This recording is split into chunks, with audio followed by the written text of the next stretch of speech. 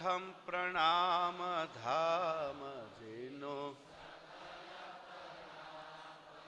सरले जाकी शक्त व्यक्त ब्रह्म जय जय कैवल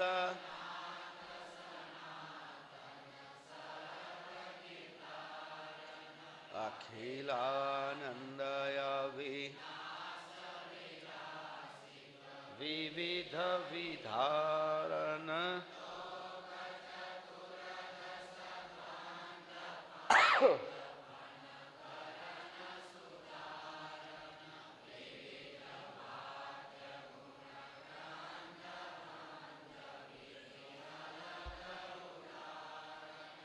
अगणित इंड कटाक्ष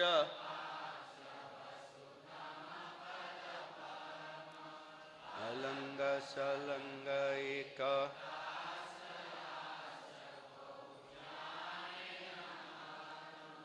हंस निवासन पुरुष पुरातन नमो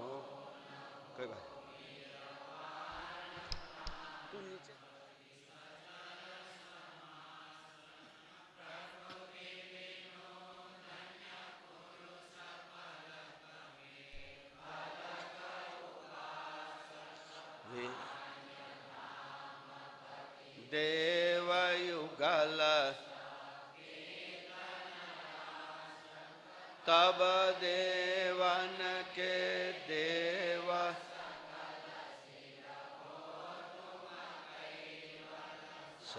साक्षीवंत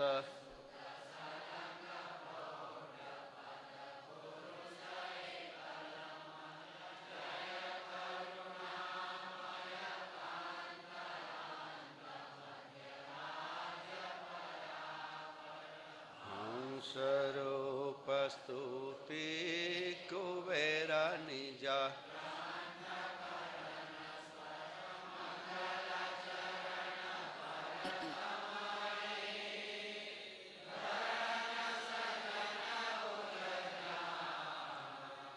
अब ग्रंथन प्रारंभ हो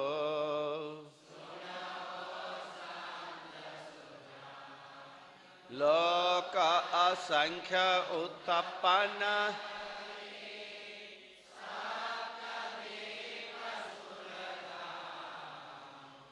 सो सब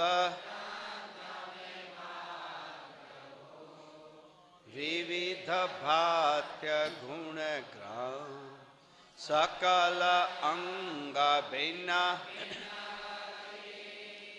अर्थ बोध शुभ सार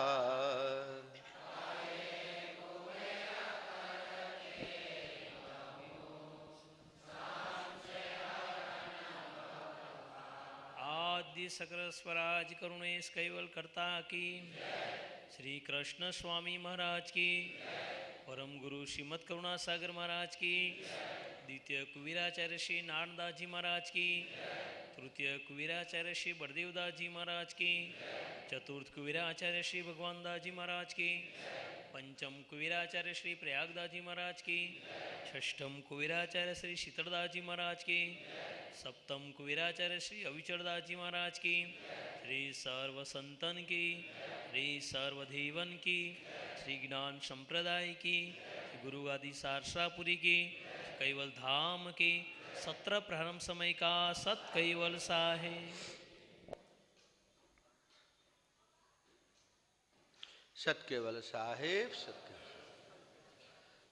कैवलम चिदेनम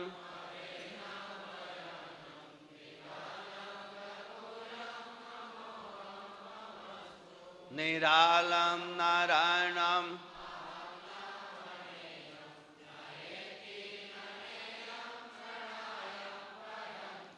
जपेनम जपायम मनाति जहानम धाता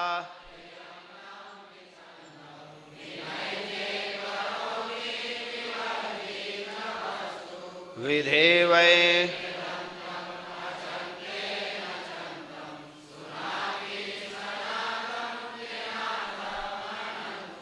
અગાધમ બહોર્દમ લહે જન્મહાદમ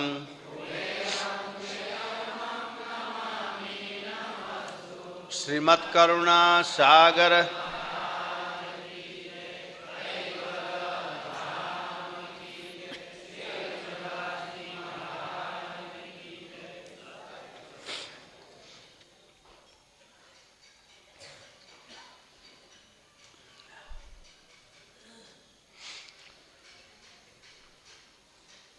ચોપાઈ 52 રાઈટ ચાલુ કરો એક રહન કે આદ્ય શૂન્ય ગર ગર સે દૂન રહિત સે દૂન હવિત જેનું મળિત વસે મળ સમળ સવેવન વિતસે વીત સોઈ પુરુષાંગ સે હવિતવ હિરણ સહિત પ્રકૃતિન સે સમળ સબરિત રહતે કતાયન ભવ ભર રહતય બિનસે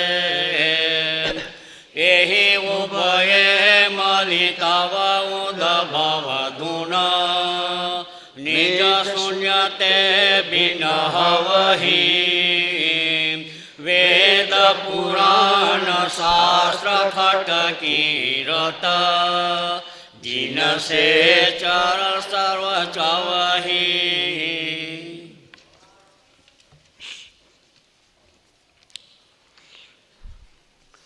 एक रहन के आद्य शून्य घर घर से धुन रहित से समस्त सृष्टिનું સર્જનહાર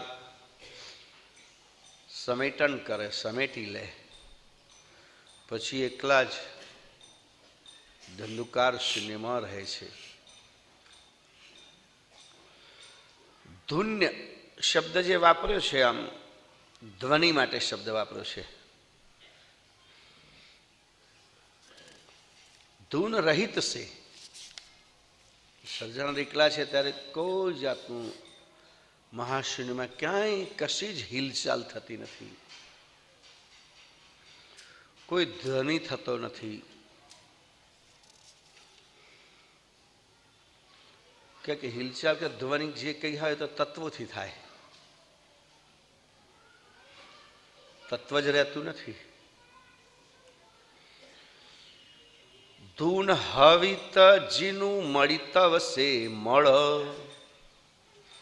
મળ જ્યારે ભળે તત્વરૂપી મળ ત્યારે જ ચહલ પહલ કે કોઈ પ્રકારની ધૂન થાય છે સમળ સવેવ નવિતસે ધૂન થવાનું કારણ અવાજ થવાનું કારણ અહીંયા બાપજી કહે છે કે માત્ર વિત્તરૂપ પ્રણવ છે કે સમગ્ર સૃષ્ટિ સ્વરથી ચાલે છે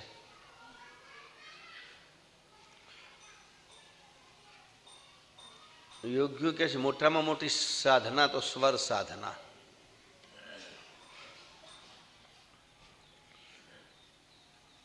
દેહમાં પણ પ્રણવની શક્તિનો વર્ણન યોગીઓએ એટલું બધું કર્યું છે અને પ્રણવના આધારે સ્વર સાધનાને આધારે આખી પ્રકૃતિને હાલક ડોલક કરી શકાય જે કોઈ એની સાધના કરતા હોય તે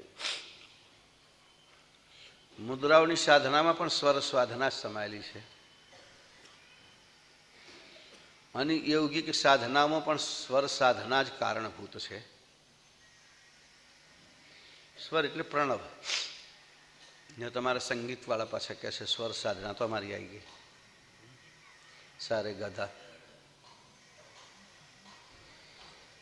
પણ અહીંયા સ્વર પ્રણવ માટે વપરાયો શબ્દ. વીત સોઈ પુરુષ હંગ સે હવી તવ હિરણ સહિત પ્રકૃતિ સે.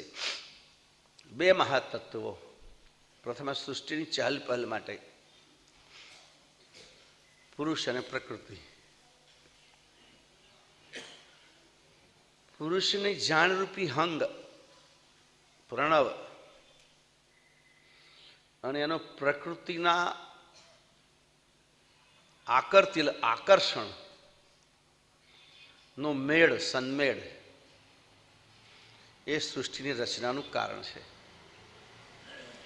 સમળ સમણિત રહત એકતાયન ભવભર રહત અભિનસે. સમસ્ત સૃષ્ટિના રચનાના કારણરૂપ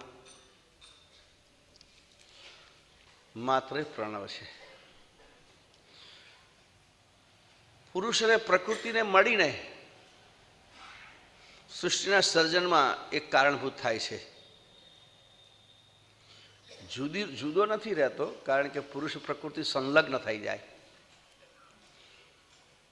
ઓહંગ અને સોહંગના સ્વરૂપ પકડીને પ્રણવ બે સ્વરૂપે પુરુષ અને પ્રકૃતિ સાથે સંલગ્ન થાય. શરીરમાં પણ બધી ક્રિયા એના વડે જ ઉદ્ભવે, એના વડે જ સમગ્ર રોમ રોમ સુધી ચેતના પહોંચે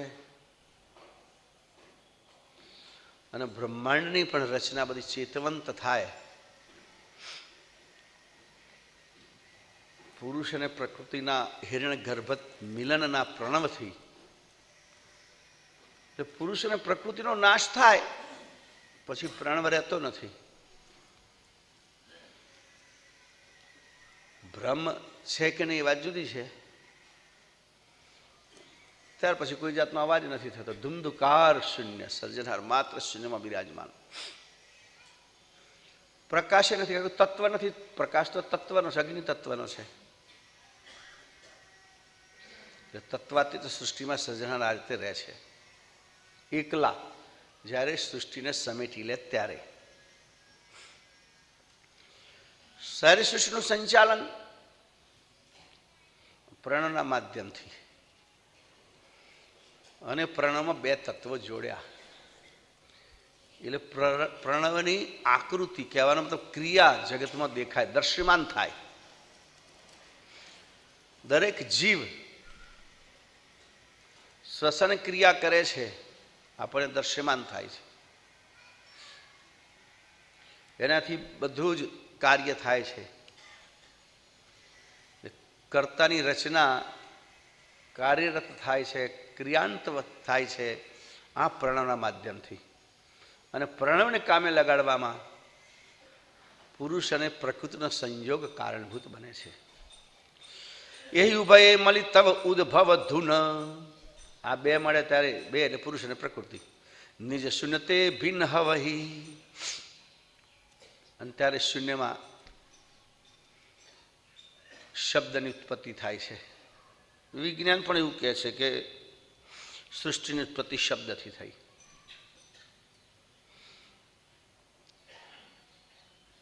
ચંદ્ર પૃથ્વીમાંથી છૂટો પડ્યો કે પૃથ્વી સૂર્યમાંથી છૂટો પડ્યો, એમાં પણ પ્રચંડ ધ્વનિ કારણભૂત છે એવું કહેવાય છે. પરમગુરુએ કહ્યું છે ને કે જેમ પેલા કેટલાક જીવો જે પંચમ સંવેદમાં વાત આવે કે જેમનો શરીરનો રચનામાં મુખ્ય ભાગ અગ્નિ તત્વ છે, એ જીવો અગ્નિમાં જીવે છે. હવે આપણને અસંભવ વાત લાગ્યા કે કોઈ જીવ અગ્નિમાં પણ જીવતો હશે. પણ એવું સંશોધિત થયું છે કે આ જ્વાળામુખી ફાટે ત્યારે એમાંથી અસંખ્ય જીવાત બહાર આવે છે, બહાર આવીને મરી જાય છે. ધગધગતા લાવામાંથી બહાર આવે ત્યારે મરી જાય, કારણ કે એને જોઈતું ટેમ્પરેચર અહીંયા બહારનું ટેમ્પરેચર ડાઉન થઈ જાય. તો કઈ 1000 ડિગ્રી સેલ્સિયસ, અને એમાં જીવનારો જીવ ત્યારે વિસ્ફોટ થાય બહાર આવે ત્યારે મૃત્યુ પામે. કારણ કે બહારનું વાતાવરણ તો 30, 35, 40, વધુ 42 હજારો ડિગ્રીમાં રહેનાર જીવ 42માં તો ઠરી જ જાય ને. એટલે એ પ્રમાણે શબ્દથી સૃષ્ટિ અને શબ્દથી પછી બધી રચનાઓ, વેદ પુરાણ શાસ્ત્ર ખટકી રત જીનસે ચરલ સર્વ ચવહી, આ બધા જે બોલાય છે બધા જ શાસ્ત્રો પણ એ પ્રણવનું જ કારણભૂત છે, પ્રણવની જ ફલશ્રુતિ છે.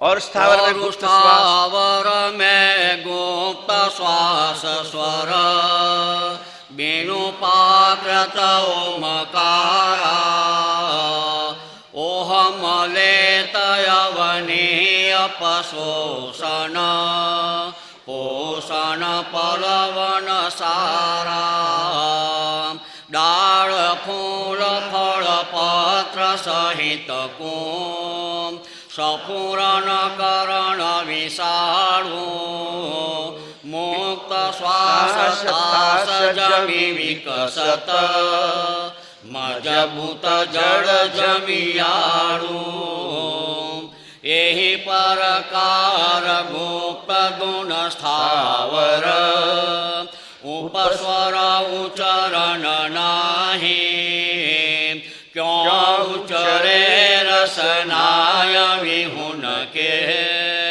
रमण महीन के माही. જંગમ તેમજ સ્થાવર બધામાં જ પ્રણવ રમણ કરે છે. પ્રશ્ન થતો કે વૃક્ષો શ્વાસ લેતા હશે? વિજ્ઞાન તો ક્યાં છે લે છે. અમે ભણતા ત્યારે વિજ્ઞાનમાં પૂછે કે રાત્રે ઝાડ નીચે કેમ નહીં સૂવું? અમે તો લખી નાખ્યું ડાળ બાળ પડે તો મરી જવાય. તો પછી માસ્તરે કહ્યું ના એવું નહીં, રાત્રે કાર્બન ડાયોક્સાઇડ કાઢે ને દિવસે ઓક્સિજન કાઢે. એવું બહાર ઓક્સિજન ફેંકે છે એમાં તો શ્વાસ લે છે દિવસે, રાત્રે કાર્બન ડાયોક્સાઇડ નાખે છે એનો મતલબ શ્વાસ લે છે. અહીંયા સતત શ્વાસ લેતી પ્રક્રિયા એક જે છે તે, જેમાં આપણી પ્રક્રિયામાં બે વસ્તુ છે, પ્રેરક અને રેચક. પ્રણવની બે પ્રક્રિયા, પ્રેરક અને રેચક. ત્રીજી પ્રક્રિયા તો જે સાધના કરતા હોય તે વાપરે. કુંભક તો વૃક્ષીઓ જ્યારે પ્રેરક કરે પ્રણવને ત્યારે જમીનમાંથી એ સ્થાવર તે ગુપ્ત શ્વાસ સ્વર બીનું પ્રાકૃત ઓમકારા. પ્રણવ દેખાતો નથી, આપણને સંભળાતો નથી, પૂર્ણ પ્રણવ લાગતો નથી કે જાય છે ને આવે છે, પણ અહમ લેત અવની અપશોષણ પોષણ પલવ સારા. પૃથ્વીમાંથી જે રસખસ ખેંચી અને સમસ્ત પાંદડાનું જે પોષણ થાય છે, ફળ ફૂલ પાંદડા, એની પ્રેરક ક્રિયા છે. ડાળ ફૂલ ફલ પત્ર સહિત કુ સફુરણ કરણ વિશાળું, એને સ્ફુરામણ વિશાળ કરે, મોટું કરે છે. મુક્ત શ્વાસ તાસ જમે વિકસત મજબૂત જળ જળિયાળું, જમિયાળું મજબૂત શ્વાસ છોડવાની પ્રક્રિયા કે એના મૂળ જમીનમાં ગતિ કરે અને જમીન સાથે એની પકડ મજબૂત બનાવે, એની રેચક ક્રિયા છે. રસકસ લે ક્યાં કીધું છે? કશુંક ઊંચે ચડો તો શેક કરવું પડે, ખેંચવું પડે ને. જમીનમાંથી નારિયેળીનો છોડ છે તો ઉપર નારિયેળીનું પાણી પહોંચે છે એટલે ગમે તો કંઈક તો કોઈક તો શોષણ કરતું હશે. શોષણ કઈ રીતે થાય કહો? મિલ્કશેક પીવું હોય તો ખેંચવું પડે, કેમ? પાઇપમાંથી ખેંચે તાર ઉપર ચડે ને તો ઉપર આવે નહીં. એ વૃક્ષ જમીનમાંથી રસકસ ખેંચે છે, પાણી પણ ખેંચે છે, પોષક દ્રવ્યો અને જે જોઈએ ખેંચે છે, અને સાથે અંદર ગતિ પણ કરે છે. મૂળ પકડવા માટે. જો મૂળ ના રહે તો જમીનમાં એની પકડ ના રહે, આની ક્રિયા છે. એહી પ્રકાર ગુપ્ત ધૂન સ્થાવર ઉપસ્વર ઉચ્ચર નાહી. આ પ્રમાણે એની શ્વાસોશ્વાસની ક્રિયા ગુપ્ત છે. ઉપલક રીતે શબ્દ નથી બોલતું. કેમ? ક્યાં ઉચ્ચરે એ રસનાર વિહુન કે અને જીભ નથી. ન તો જાળો બોલ બોલ કરે. હે, કંટાળી જાવ તમે નહીં? રમણ મહિની કે માહી, એનો શ્વાસ અંદર અંદર પ્રણવ રમણ કરે છે. એ પ્રકાર સકલ સરબરહી વિનુયક્ષર સેવદહી અંક ઉપલે ઉપચાર વિહુન કે યહી શબ્દ નિજ સદહી જેતને લગ પસરણ પ્રકૃતિ નસે રહત હિ કદમો કદહી પ્રકૃતિ પુરુષ ઉભયેવ મળિત સે હિરણિત લગ જગ સદહી ચાંચળ ચપળ તાંત પ્રકૃતિ ન કે જીવન પુરુષ હંગ હેતુ હંગ વિના હકીકત સહિતમ સે તણ મન હવિતય ચેતુ. એહી પ્રકાર સકલ સર ભરહી બિનુ અક્ષર સે વદહી. આ પ્રમાણે બધા સ્થાવર જાતિના વૃક્ષો એમનો પ્રણવ અક્ષર ઉચ્ચારી શકતો નથી, આપણે અક્ષર સંભળી શકાતો નથી, પણ એમાં પણ પ્રેરક રચક ક્રિયા તો ચાલે જ છે. અંકુલે ઉપચાર બેહુન કે એ શબ્દની જે સદહી, અંકનો ઉચ્ચાર નથી કરતું, બસ એના માટે એ શબ્દ સમજો, રસ લે છે તે.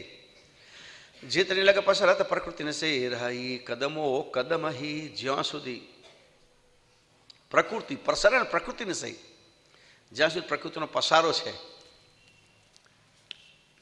ત્યાં સુધી જગતની આ પ્રકારની ક્રિયા અવિરત ચાલે છે. જ્યાં સુધી પ્રકૃતિનો પસારો છે, પ્રકૃતિ પુરુષ ઉભયે મળી તવશે, મળી તશે. પ્રકૃતિ અને પુરુષ બંને તત્વ ઉભય મળીને હિરણ્ય ગર્ભ તે બંનેનો મેળાપ થયેલો છે. કે કેટલીક વસ્તુ એવી છે, આ તાત્વિક પ્રકૃતિ પુરુષ તત્વ આમ તો એ પણ અગોચર છે, આપણે જોઈ શકતા નથી. એટલે એમનું મિલન, એમનું મળવું, એમનું મિશ્રણ થવું એ કુદરતની બનાવેલી પ્રક્રિયા છે, એને આપણે જોઈ શકતા નથી. એવી હિરણ ગર્ભિત પ્રક્રિયાથી પુરુષ પ્રકૃતિ સંલગ્ન રહે છે. પ્રકૃતિ આકર્ષણ છે, જે કંઈક આકર્ષણ ભાવ, માયાનો ભાવ, અને પુરુષ એ જાણનો સ્વરૂપ કે એ માયાના આકર્ષણને, માયાની પ્રકૃતિની પ્રક્રિયાને સ્વીકારે, સમજે, એ પુરુષનો ભાગ. એ પણ બંને અન્ય અન્ય જોડાયેલા છે. ચંચલ ચપળ તંત પ્રકૃતિને કે એ પ્રકૃતિ ચંચળ ને ચપળ હોય, બરાબર છે. આંખો કંઈક રાખી હોય, જ્યોતિ કંઈક હોય, પ્રકૃતિ એમ માયા એવી ચંચળ ને ચપળ હોય કે છે. જેનું પુરુષહંગ હેતુ, પુરુષ તત્વના અંગ સાથે હેતુપૂર્વક આકર્ષિત થઈને રહે છે. હંગ વિના હકીકત સહિત મમે તન તન હવિત અચેતુ. આપણે બંને મિશ્રિત થઈને જ્યાં સુધી કાર્યરત ના થાય તો સૃષ્ટિ પ્રલવે નહીં, સૃષ્ટિ વધે નહીં, સૃષ્ટિ જેમ છે તેમ જડવત રહે. એના વિકાસમાં પ્રકૃતિ પુરુષના માધ્યમથી પ્રણવનું કાર્ય છે. જેતને લગતન હવે અચેતન તહાં લગ પ્રકૃતિ પસારા છેવટ હંગ હું તયંત વિનાશિક પીછે ન હું વિસ્તારા વેણુ વિસ્તાર રહે શૂન્ય મુન સુન સહિત પુરુષ હંગ વિતહી કેતે કકાર રહે હંગ કેવિત નાસ્તિ પીછે હવિતહી સહસ્ર ગણો પ્રકૃતિ ન સે પુરુષ કે વેગ વિમળ શૂન્ય સેતી પીછે લીન હોય પુરુષ વેગવિત નેતિ સહિત પરનેતિ. આ પ્રમાણે પુરુષના જોડાણ વગર પ્રકૃતિ પુરુષની જાણ હંગ રૂપે જોડાઈને ત્યાં સુધી પણ પ્રકૃતિ કશું કરી શકતી નથી. એ બંનેનો સંપર્ક થાય ત્યારે જ પ્રકૃતિ સંપર્ક એકલી પ્રકૃતિ વિકાસ કરતી નથી, પણ પ્રકૃતિ નજરે પડે, દેખાય છે. દરેક વસ્તુને આપણે ઉપમા જ આપીએ, આ બધું પ્રાકૃતિક છે. જ્યાં હોય તો પ્રકૃતિ શબ્દ વપરાય. એના મૂળમાં પુરુષ તત્વનો પણ ભાગ છે. તો બીનો વિસ્તાર રહે શૂન્ય સુનમૂલ એ છે ને જીતને લગ તન હવે અચેતન તહાં અલગ પ્રકૃતિ પસારા. જ્યાં સુધી શરીરો દેખાય છે, જ્યાં સુધી રચના દેખાય છે, ટૂંકમાં શરીર એટલું નહીં, રચના માત્ર, ત્યાં સુધી પ્રકૃતિનો પસારો છે. છેવટ હંગ હૂત અંત વિનાશિક પીછે ન હૂત વિસ્તારા. પણ પુરુષ રૂપી તત્વના સાથે પ્રકૃતિનું જોડાણ થતું નથી. પ્રકૃતિની આરત અને પુરુષ તત્વનો હંગ જાણ એ જો ભેગા નથી થતા તો પ્રકૃતિનો વિકાસ રૂંધી જાય, સૃષ્ટિનો વિકાસ રૂંધાઈ જાય છે, અટકી જાય છે, આગળ સૃષ્ટિ બનતી નથી. એટલે સૌથી પહેલા બીનો વિસ્તાર રહે શૂન્ય મુન અસુન સહિત પુરુષ હંગ અવિતહી. હા, છેવટ હંગ હુત અંત વિનાશિક પીછે ન હુત વિસ્તાર. બરાબર, પુરુષનો હંગ જ્યાં સુધી પ્રકૃતિની સાથે અલિપ્ત થઈ જાય, લિપ્ત થયેલો છે, છૂટો પડે, એ માયાનો વિસ્તાર વિરામ પામે. આ વાત બાપજીએ વિશ્વબ્રહ્મ વિધ્વંસ નીતિમાં પહેલા પણ એક જગ્યાએ બતાવી છે કે સૃષ્ટિ કયા ક્રમથી પાછી લય પામે છે.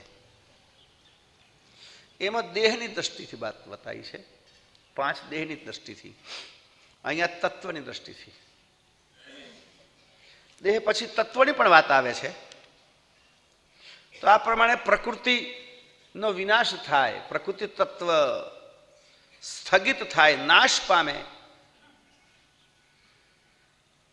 પછી માત્ર પુરુષ તત્વ જ રહે છે. આમ તો કહેવાય પુરુષ અને પ્રકૃતિ સાથે સાથે, પણ બંનેની ક્ષમતામાં કંઈ 1000 ગણો ફરક છે એવું બાપજી કહે છે. પ્રકૃતિના વિલસણ પછી પણ કઈ હજારો યુગ સુધી અથવા હજારો વર્ષો સુધી પુરુષ તત્વ એકલું રહે છે. પ્રકૃતિ સમેટાયા પછી પણ કેતેક કાળ રહે હંગ કે વિત નાસ્તિ પીછે હવિત ભી. બધું નષ્ટ થયા પછી પણ પુરુષ તત્વ એકલું રહે છે. અને સહસ્ત્ર ગણો પ્રકૃતિ પુરુષ કે, અને એનો વેગ પ્રકૃતિથી 1000 ગણો છે.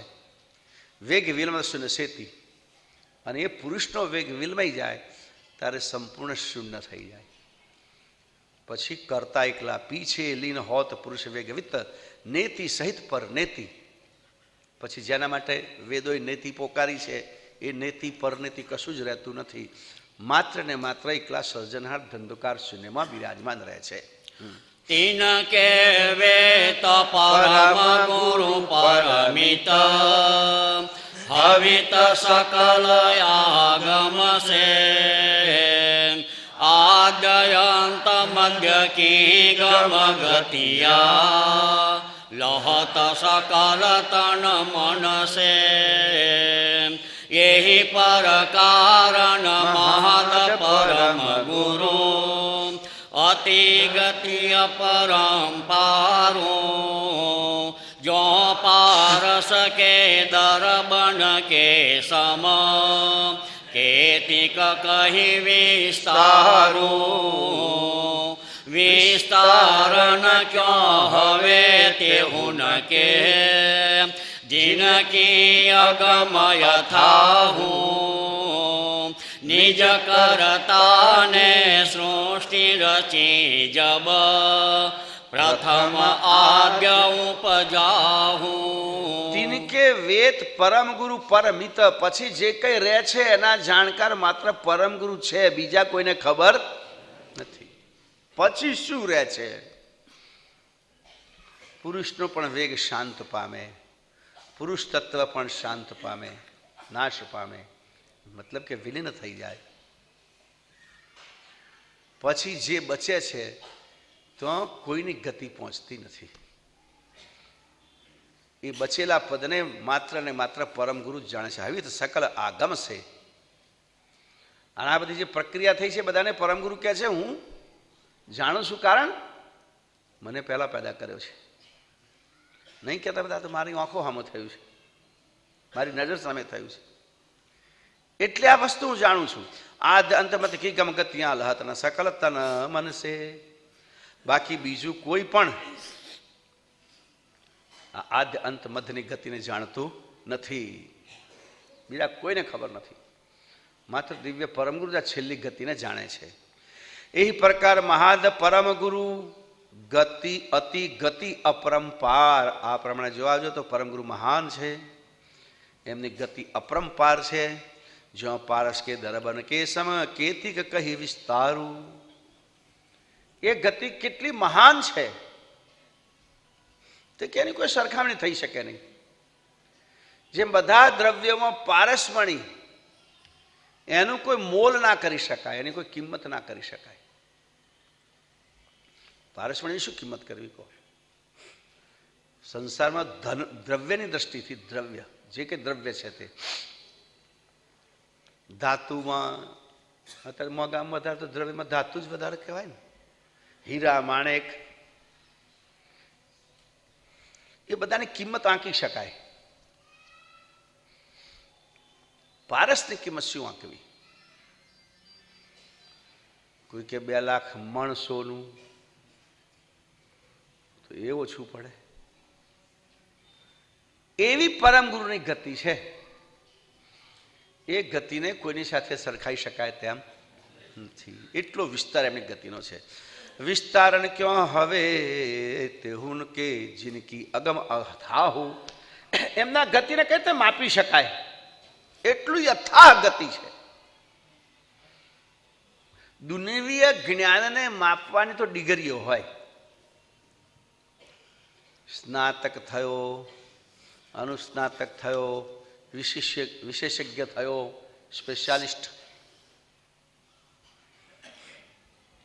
પરમગુરુના પર એમ શાસ્ત્રોમાં પણ એમના જ્ઞાતાને પણ માપી શકાય છે. નથી તમે અટકો વાંચતા?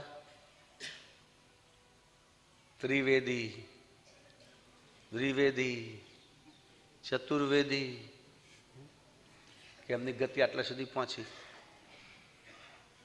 જેમ અહીંયા શીખોમાં કેવું હોય છે, શીખની અંદર સાધુ પરંપરા નથી, ત્યાગી પરંપરા નથી,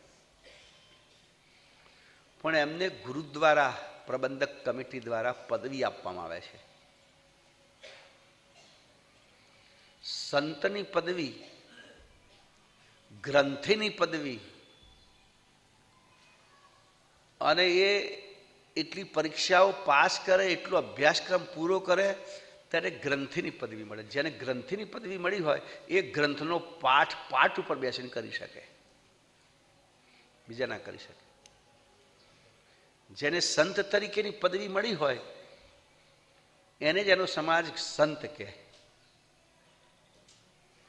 અને પછી એમાં જ્ઞાનીની પછી પણ પદવી આપે છે લોકો. આપણે તો હતા ને રાષ્ટ્રપતિ જ્ઞાની જેલસિંહ, એ જ્ઞાની અટક નહોતી, એમને મળેલી પદવી હતી. એને કારણે શીખ ધર્મમાં બનાવટ ઓછી થાય છે. જોજો તમે, કોઈ ઢોંગી પેદા ના થાય કે કોઈ જુદું ગુરુદ્વારા કરેલું નહીં જોવા મળે, કારણ કે એમની સ્પેશિયલ સિસ્ટમ બનાવેલી છે અને સરકારે રજીસ્ટર્ડ કરેલી છે. પાછી જેમ અલ્પસંખ્યક આયોગ બન્યું એમ મુસ્લિમો માટે શરિયત કમિટી બનેલી છે, સરકાર દ્વારા બનાવેલી છે, બંધારણમાંની જોગવાઈ છે. એમ ગુરુદ્વારા પ્રબંધક કમિટીની આપણા ભારતના બંધારણમાં જોગવાઈ છે. એટલે એ લોકો નક્કી કરે એને જ એ પદવી આપી શકે. અને એમના બંધારણમાં તો એને પાછા એ લોકો, આમ તો સરકાર નિયમ પ્રમાણે તમે કોઈ બાયકોટ ના કરી શકો, નાતબાર ના મૂકી શકો, પણ શીખોને એમના બંધારણમાં અધિકાર બંધારણે આપેલો છે કે કોઈ એમના સમાજનું, એમના ધર્મનું ઉલ્લંઘન કરે તો એને તનખૈયા કરે. તનખૈયાનો મતલબ થયો બહિષ્કાર. પછી એને સજા કરે. જો પછી એને પાછા આવવું હોય તો ગુરુદ્વારા પ્રબંધક કમિટી સજા કરે બંધારણીય રીતે. ભારતના એક વખત કૃષિ મંત્રી બરનાલાને જૂતો સાફ કરીને સજા કરેલી. મોરારજી દેસાઈના પ્રધાનમંત્રી કૃષિ મંત્રી હતા કેન્દ્રમાં, કે તમારે આટલું કામ કરવું પડશે, નહીં તો તનખૈયા.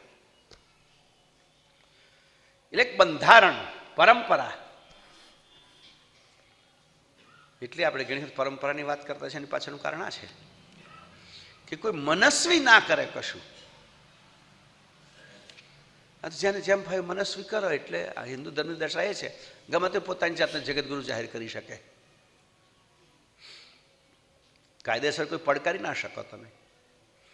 કોઈ પણ માણસ એમ લખે પોતાના નામની આગળ ભગવાન, ભગવાન શ્રી મોહનદાસ, મથુરદાસ, તો બધા પછી આપણે એમ જ બોલાવવું પડે, રજીસ્ટર થઈ ગયા ભગવાન શ્રી. એટલે પરંપરાનું બહુ મહત્વ છે. આટલા માટે તો અહીંયા પરમ ગુરુ, એમના જ્ઞાનનું કોઈ અંત નથી. અનંત જ્ઞાન, અનંત પદનું અનંત જ્ઞાન, અથાહ જ્ઞાન દિવ્ય પરમ ગુરુને પ્રાપ્ત થયેલું છે. અને એ આપણને પછે એટલું આપે, બધું તો નહીં આપતા પાછા. નહીં સમજણ પડે છે એમને કે આ બધું એ કહ્યું કે બધી જગ્યાએ કહેવાય તો ઉભયપતિ ભ્રષ્ટ થઈ જાય છે હાજીઓ, એવી પણ વાત કહી. ઉભયપતિ ભ્રષ્ટ થવાનું શું? ત્યાં કે ભક્તિ ઉતરે નહીં, ઉત્તમ કરણી કરી ના શકે અને કનિષ્ઠ છોડી ના શકે. જ્ઞાનીઓની આ મોટી દશા છે ને, ઉત્તમ કરી ના શકે. મન હંમેશા એક વસ્તુ યાદ રાખવાની જરૂર માણસ માત્ર, કે આપણે જ્યાં સુધી અંતર્ષ્ટના પ્રદેશમાં છીએ ત્યાં સુધી આપણા મનને વશમાં રાખવા માટેનો આલંબન, મનને શુદ્ધ રાખવાનો આલંબન રાખવો જરૂરી છે. એટલે મહાપુરુષે આ બધી વિધિ વિધાન આપ્યા છે આપણને. એ વિધિ વિધાનની પાછળનું આ કારણ છે. આમ તો બાપજીએ કહ્યું છે કેટલી જગ્યાએ વિધિ નિષેધની નિંદા કરી છે, પણ એ વિધિ નિષેધ કેવા? અમુક પરમાં ખવાય નહીં ને, અમુક પરમાં બહાર જવાય નહીં ને, અમુક દિવસે વાળ ધોવાય નહીં ને, અમુક દિવસે વાળ કપાય નહીં. એ વિધિ નિષેધને બાપજીએ કહ્યું કે આની કઈ જરૂર નહીં. બહુ જાતના વિધિ નિષેધ હોય છે. આ કમૂરતો આવે, લગ્ન થાય નહીં, ભીડમાં આ બધા કરી નાખે, ગોઠવાઈ ગયું કરી નાખો, ભલે ને કમૂરતો અમૂરતો, ને પછી અવળો મૂર્તો થયો એના કરતો મુહૂર્ત અવળો થાય, મુહૂર્ત થયું એના કરતા કમુહૂર્તમાં ચાલે.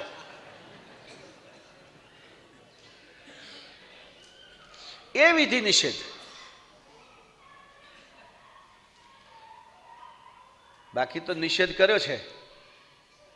નરસિંહ મહેતાએ કહ્યું એ બાપ એને પરમ ગુરુએ સ્વીકાર્યું છે. જુઓ તમે, નરસિંહ મહેતા શું કહ્યું?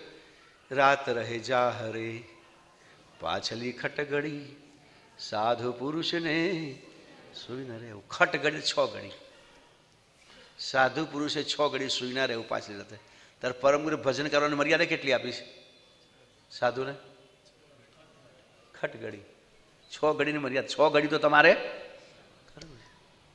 ખટગડી.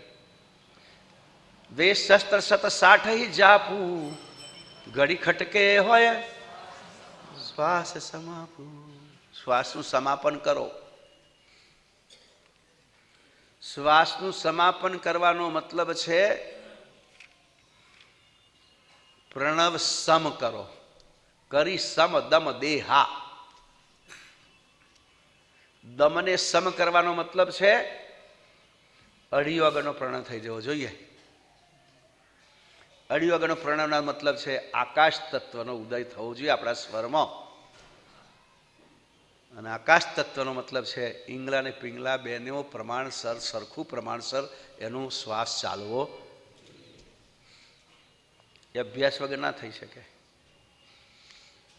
કે અમર મંત્ર આપણો જે છે એક પૂર્ણ મંત્ર છે. જેમ ઓમ એ પૂર્ણ સ્વર કહેવાય. ઓમ એને પૂર્ણ સ્વર કહેવામાં આવે છે. કેમ પૂર્ણ સ્વર? કે પ્રેરક અને રેચક બંને ક્રિયા થાય. જુઓ તમે, ઓમ,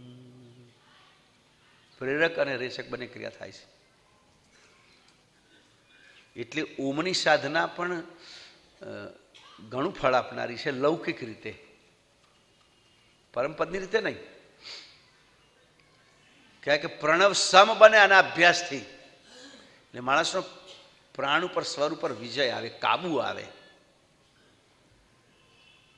અને ભગવાને જે શક્તિઓ સર્જનાને આપણા મગજમાં ભરી છે બધી ખીલે. વિજ્ઞાન પણ એમ કહે છે કે મનુષ્યને જે પાવર આપ્યો છે સર્જન, એનો 10% ઉપયોગ નથી કરી શકતા આપણે. કારણ કે કુંઠિત કરી નાખી, બુઠ્ઠી કરી નાખી. કુદરતી જીવન નથી જીવતા એટલા માટે. નિયમ છે જે શક્તિનો તમે ઉપયોગ ના કરો એ શક્તિ પછી, એ વિદ્યા, એ કલા તમારામાંથી નાશ પામે. એમ ઓમ પૂર્ણ પ્રણવ છે, એમ આપણો મંત્ર પણ પૂર્ણ પ્રણવ છે, જેમાં પ્રેરક અને રેચક બંને ક્રિયા સમાવિષ્ટ થયેલી છે. આપણા અમર મંત્ર સાથે પ્રમાણ આપેલું સમયનું. અને એટલા માટે સમાધિ મંદિર બહુ મોટો ખર્ચ કરું છું. કારણ કે સંખ્યા, જાપની સંખ્યા અને સમય બેની વાતો કરીશ પરમ ગુરુએ. જાપની સંખ્યા કે દ્વેષ સહસ્ત્ર સત 60 જાપું, 2160 જાપ થાય તો 6 ઘડી થાય. અને આ બાજુ જાપ સપ્ત છે જપાઈ યુગલ ઘડી તબ. તો એ પ્રમાણસર થવું જોઈએ. પ્રેક્ટિસ વગર શક્ય નથી. હવે તો ઘડિયાળ જોઈને કરવું તો પછી આપણું ચિત્ત ક્યાં રહે? સમૂહમાં પ્રેક્ટિસ કરો. થોડી થોડી પ્રેક્ટિસ થાય તો આપણા ઉપર કોન્ફિડન્સ આવે કે આ રીતે આપણે જાપ કરીશું તો ચોક્કસ સમય સાથે એનું ગણતરી પ્રણવની થશે. અને એ પ્રણવના અભ્યાસથી ધીમે ધીમે ધીમે ધીમે સૂક્ષ્મણા ઈંગલા પિંગલામાંથી બહાર નીકળીએ, 4 તત્વોમાંથી બહાર નીકળી અને સમદમના સ્થાનમાં આવીએ. આ અભ્યાસનો વિષય છે. શક્ય એટલો પ્રયત્ન કરીએ છીએ આપણે. સમાધિ મંદિરમાં આપણો એ જ વિરાદો છે કે નીચે બેસીને અમર મંત્ર બોલાતો હોય અને એના પ્રમાણસર તમે અભ્યાસ કરો. શ્વાસ લેવો અને મૂકવો, લેવો અને મૂકવો, એની સાથે અમર મંત્રનો જાપ થાય. બરાબર, શ્વાસના ક્રમ સાથે. તો અહીંયા દિવ્ય પરમગુરુનું જ્ઞાન અગાધ છે, અથાહ છે. વિસ્તારન ક્યો હવે તેહુન કે જિનકી અગમ અગાધું. એમના જ્ઞાનનો વિસ્તાર કેટલો છે એ કહેવું મુશ્કેલ છે. નિજ કર્તાને સૃષ્ટિ રચી જબ પ્રથમ આદ્ય ઉપજાહુ. કંઈક સર્જાએ જ્યારે સૃષ્ટિ રચી ત્યારે સૌથી પહેલા એમને ઉત્પન્ન કર્યા છે. જિનકી આગે રચે સકલ કુલ અનંત કોટ બ્રહ્માંડો બહત બેર ઉપજાય ખપાવત આપય કેલય ખંડો નિજ કિરતારય ખંડ રહે વિના નહીં સુને સુન સમોવળ સમદમ સુસક શૂન્ય में पचही ऐसे नहीं निज करता पुरांजन अवदन काल विलाई सदा सदोदित अमरय खंडित अंत हवे विनुताई जिनके आगे रचे सकल कुल अनंत कोट ब्रह्मांडो एवा परम विशेष परम गुरु કૈવલ વેદતા એમની દ્રષ્ટિમાં જ એમની સમક્ષ અનંત બ્રહ્માંડની રચના સર્જનહારે કરી છે. બહોત બેર ઉપજાઈ ખપાવત આપ અકેલ અખંડુ. આ પ્રમાણે વારંવાર અનેક વાર આ તે સૃષ્ટિ ઉપજાઈ છે અને પછી ફરી પાછી બધી વિલીન પણ થઈ ગઈ છે અને પોતે તો એકલા અખંડ જ્યારે સૃષ્ટિનો વિલય થાય ત્યારે રહ્યા છે. નિજ કીર્તાર અખંડ રહે બિન તો ફેરી ભવ કુન રચે. અખંડ ના ફરી કઈ રીતે સૃષ્ટિ રચના થાય? એ તો અખંડ જ રહે છે. સુને સુન સમોવડ સમદમ સુસુક શૂન્ય મેં પચહી. શૂન્યમાં શૂન્ય સમોવડ થઈને રહે છે કે પછી તો કોઈ આકાર નથી રહેતો, એટલે ન ધામ રહ્યું કે ન ધામી રહ્યું. શૂન્યમાં સુસુકવત સમદમપણે સર્જનહાર રહે છે. પણ પાછી બીજી વાત એ કહી, એસે નહીં જે કરતા પુરંજન અવધન કાળ વિલાઈ. એમાં પચી જાય છે એવું નહીં, શૂન્યમાં ઓગળી જાય એવું નહીં, એમનું અસ્તિત્વ તો કાયમ રહે છે. શૂન્યમાં શૂન્ય થઈને રહે છે પણ અસ્તિત્વ સંપૂર્ણ એમનું જાણ હંગ, એમનું જે સજાણ જાણ એ એમનાથી લુપ્ત નથી થતી, એ વિસરાતી નથી. સંપૂર્ણ સજાણ જાણ પણ એ શૂન્યમાં રહે છે. જો જાણ વિસરાઈ જાય તો ફરી સૃષ્ટિની રચના કઈ રીતે કરે? એસે નહીં જે કરતા પુરંજન અવધન કાળ વિલાઈ. અવધન કાળમાં પણ એ વિલસાઈ જતા નથી.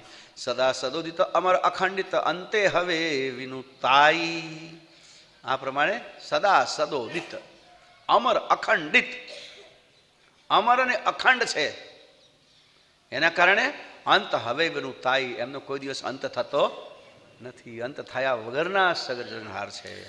તેહિની જયંત વિના કે અવિગત સથ સામ્રથ પતિ મેરા પરમ પુનિત પતિવંત તેહુ ન કે સત સત કહત કુવેરા યહી વચન મોઈ અગળ કરી ન કે સગળ છેવટ કે અહંતુ કરુણા સાગર કરુણે સરપત ઉભય આદ્ય સતંતુ વચન સમળ સનાત સમેતન કે લગ તાહળ ઉભય યાદુ सकल सपूर्ण दीन करित मही सामर्थ रहे अनादु. તેહી નિજ અંત વિના કે અવિગત સત સામર્થ પતિ મેરે. મારા સામર્થ પતિ આવા છે અંત વગરના અવિગત પરમ પુનિત પતિવંત તેહુન કે. અને મારો એમની સાથેનો સંબંધ પ્રતિવંત જેવો છે, પ્રતિવત સ્ત્રી જેવો છે કે સત સત કહત કુબેરા. ખરેખર હું કહું કે મારો કર્તા સાથેનો સંબંધ તો જેમ પ્રતિવત્તાનો જેમ એના પતિ સાથેનો સંબંધ છે એવો મારો કર્તા સાથેનો સંબંધ છે. એ વચન મોઈ અડગ કરીને કે સડગ છેવટ કે અંતુ.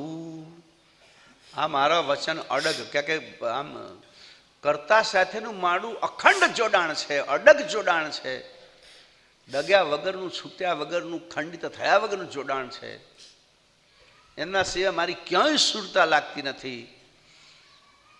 એવું એના માટેની ઉપમા માટે બસ પ્રતિવત્તા દ્રષ્ટાંત આપ્યું છે. બસ એ વચન મોહી અડગ કરીને કે સડગ છેવટ કે અંતુ બધાના અંત એવા સકર્તા સર્જનહાર સાથે મારો સંબંધ આવો પ્રતિવ્રત નારી જેવો છે.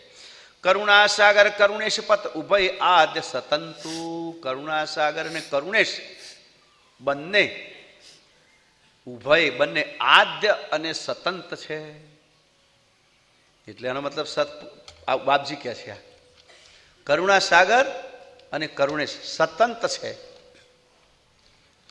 આમાં સતંતના બે અર્થ કરાય, આમાં તો અર્થ કર્યો છે સ્વતંત્ર. પણ હું એમ માનું છું એક રૂપ છે, ક્યારેય ભિન્ન થતા નથી.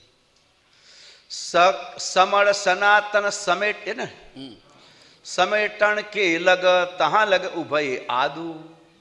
સર્જનાર જ્યાં સુધી સૃષ્ટિ સમેટી લે ત્યાં સુધી અમે બંને પરમ ગુરુ હું પરમ વિશેષાંશ અને કરતા. એટલે સૃષ્ટિ રચી ત્યારથી હું છું, એટલે આદિ તો કહેવાય, સૃષ્ટિમાં આદ્ય હું છું. અને બધું ભળતું ભળતું ભળતું ભળતું છેલ્લે વિરામ પામે ત્યાં સુધી હું કર્તાની સાથે રહું છું. આદિ અનાદિથી પરમ ગુરુ કહે છે આ પ્રમાણે હું પરસ્પર સર્જનહાર સાથે છું. સકલ સફુર અને લીન કરીને મહી સામર્થ રહે અનાદુ. અને પછી જ્યારે બધી સ્ફુરાયમાન કરેલું એમનું સ્ફુરેલું બનાવેલું ઉપજાવેલું બધું જ લીન થઈ જાય ત્યારે સામર્થ્ય સર્જનહાર અનાદિ એકલા જ રહે છે. કૈવલ કરતા એક જ હોય છે. રહતા અનાદ્ય આદ્ય નિજ પતિ સત આપને ઈચ્છ સોઈ કરહું. जिनके सिर पर को नहीं तो ईश परित विस्तरहूं. आपे आपय अकेल हवित से जिनो ईच्छवन सब होई. करतुम करतु करत अन्यथा चकित चाहे से सोई. अनेक विभाषण के जेहि भाषण जिनु तारण ततयंतु. कहे करुणा सागर करुणेश्वर मेरे सिरपतियंतु.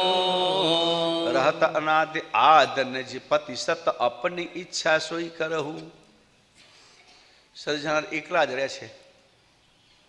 પછી એમને જ્યારે ઈચ્છા થાય ત્યારે સંકલ્પ થાય ત્યારે સૃષ્ટિની રચના કરે. જ્યારે સજાણપણું એમને પ્રગટ કરવાની ઈચ્છા થાય, અહંગપણું પ્રગટ કરવાની ઈચ્છા થાય ત્યારે સૃષ્ટિની રચના કરે. એ કોઈ અલાર્મ નથી મૂકેલું પાછું. હા, આપણે જાગવાનું અલાર્મ હોય એવું એ તો સંપૂર્ણ સજાણ છે. જિનકે શિર પર કહું નહીં તો ઈચ્છા પરિત વિસ્તર હું. એમના માથા પર કોઈ એમને આજ્ઞા આપનારું નથી. જેમ નિરંજન આદિને તો કોઈ આજ્ઞા આપનારું છે. 3 ગુણે તો ઉપરથી આજ્ઞા મળતી હોય છે કે હવે આવું કરો. પરમ ગુરુને પણ આજ્ઞા મળે કે તમે જાઓ.